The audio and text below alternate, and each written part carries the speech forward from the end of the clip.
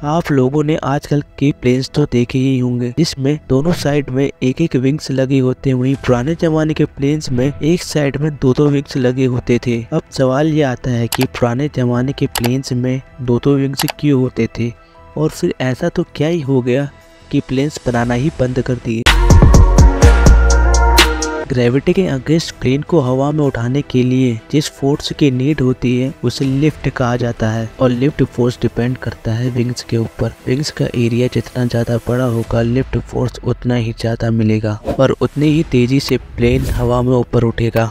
लेकिन पहले के ज़माने में इतने स्ट्रॉन्ग और इतने लाइट मटेरियल अवेलेबल ही नहीं थे जिससे कि इतने बड़े विंग्स बनाए जा सके। इसीलिए इनका एरिया बढ़ाने के लिए दो दो विंग्स वाले प्लेन बनाए जाने लगे। लेकिन दो दो विंग्स होने की वजह से इन पर ट्रैक फोर्स बहुत ज़्यादा लगता था, इसीलिए इनकी स्पीड भी कम होती थी और माइलेज भी कम होता था। और जैसे जैसे टेक्नोलॉजी एडवांस होती गई प्लेन में एक साइड में ही बड़े बड़े विंग्स बनाए जाने लगे और धीरे धीरे वन साइड में टू विंग्स वाले प्लेन गायब हो गए।